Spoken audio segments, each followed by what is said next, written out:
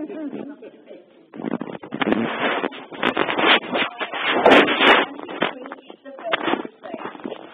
go and quote, take back the Holy Land from the infidel who is there.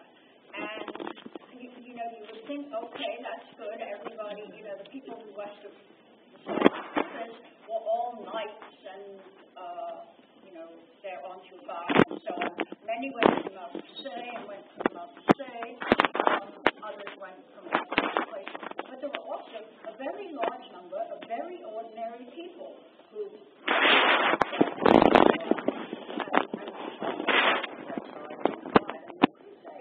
was responsible for a lot of death.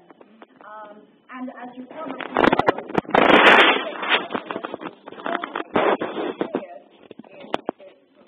by the time they got there, it was more like 1200, that first crusade was extremely successful. Any of you who have been to Israel will have seen those completely amazing crusader castles that were built all at that time. Many of them, castles still exist. The stonework. But after that, a total disaster. One crusade after another, the Christians won. And of course, it's never been quite clear to me exactly why it was Christian land. The Muslims had been there since 700 in huge numbers and had enormous claim to the Holy Land also. So have to be a little careful when we, how we actually describe it. But certainly it was the Pope said. So why are we stopping here? Because, indeed, all of the tombs, by the way, there are no bodies here. So don't freak out about the bodies. All the bodies lost long before we got these tombs. Had there been bodies in the boxes or under this slab, they'd have been taken away and buried, but they didn't exist. But on the other hand, imagine William. I don't know whether he had a fancy Sandiego. We have unlikely, in fact, that he had a representation of himself on his tomb. Certainly not if it was the 9th century tomb, because this fashion started. The fashion was called what we call in French qikvideo, or in English it's called an effigy. This fashion started in England, interestingly, in the late 11th, early 12th century. And then it became high fashion everywhere, all across Europe, and anyone who was anybody, themselves or their family, called perhaps. Does this perhaps represent the person, or is it an idealized? We'll see.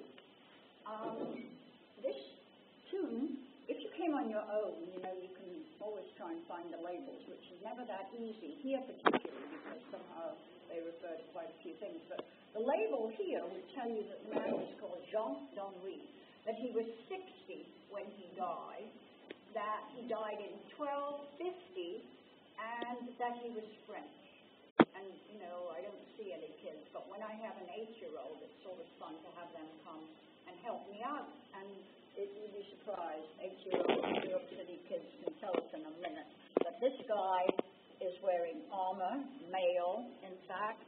He's got spurs around his ankles. And in fact, the male, can you see, would have gone very useful with it over his hands, over his head. Of course, he would have worn a helmet, but he's lying down, so he doesn't have a helmet. He's got his feet on a lion, the symbol for courage, and he's praying. And he's also got, of course, a sword and a shield. And I should tell you, this was surely painted originally. And also, this is all graffiti, so you can forget that. But it wouldn't have something on the shield. But the sword is really interesting. It's like an ordinary kind of sword, right? But an ordinary kind of sword at this time is like the one there that St. George has. Down the bottom here, St. George is wearing mail, and he's got a very nice sword, but it's quite ordinary. It has a round thing at the top, and then a crossbar. Can you see? Up there. This isn't like that at all, is it? It's got this tri-lobe thing. It's all wrapped around here. And the people from the arms and armor department, most specifically a man called Helmut Nickel, who's a real scholar, he's now emeritus here, But he took a look at this sword and said, wait a minute, now this sword is really extraordinary. I mean, clearly it's carved in stone, but presumably it was a sword that this man owned. Because that sword you only see one place, and you see it in China, what's more, China in the 10th century. So therefore, this sword had to have traveled around. Presumably he had, otherwise why on earth would they put it on his tomb? Where did he get it? Perhaps in Constantinople, perhaps in the Holy Land. Was it booty taken from the Persians at some point? From travel. It shows us that there was a lot of travel going on if this sword was moving around that much. So that sword is really quite interesting. Because, of course, he's a knight, a Christian knight, because he died in 1250, we certainly can assume he was a crusader, which indeed he was.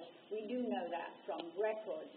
We also know that, it's not a portrait of him. He was 60 when he died, and even if you added paint, this is not going to come out as a 60-year-old, that's for sure. So it's an idealized portrait. But we do know that from there, and he went back to England, France, sorry. He went back to France, and he went to the monastery of La Qikvideo, and he gave them money, and he said, I'm giving you all this money, and when I die, you'll give it to me. So this is the end of that story, but it's not quite the end of that story. It's a very significant gift, which he gave to the monastery of La Boissière. Had some previous connection with it. And this was a piece of what was believed to be the true cross, the most important relic of the Middle Ages. The story brings us to another medieval traveler, a very early medieval traveler, St. Helena, the mother of humanity, was a very religious woman. She decided to go to the Holy Land. So imagine, and that is well documented. The rest of it may be legend, but certainly she did go to the Holy Land with all her people. She had this vision that when she got there, she would find the cross where Christ had been buried, the cross that Christ had actually been crucified on. Now, clearly, you need a lot of faith to believe that this cross was, had been buried. First of all, had been buried. Secondly, also buried there. How do you get to the cross? Someone had just died, so she had the cross dug up, and she tested it on this person who just died and became alive. So it was a no-brainer. That becomes the most important relic from then on. People had the story is always you could build 3 Empire State Buildings with tiny fragments of God. Of course, it doesn't matter. What matters is that people believe that that's what it was. It's a very, very potent relic. The Sainte-Chapelle in Paris was built by Louis IX to house things from the Passion that he had bought in Constantinople. And he had a huge chunk of the true cross.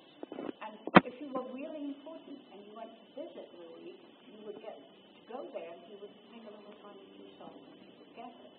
And don't forget about the cross, because we're going to see a cross in the treasury with this little piece. The piece that was given by this man to La Boissière is still there.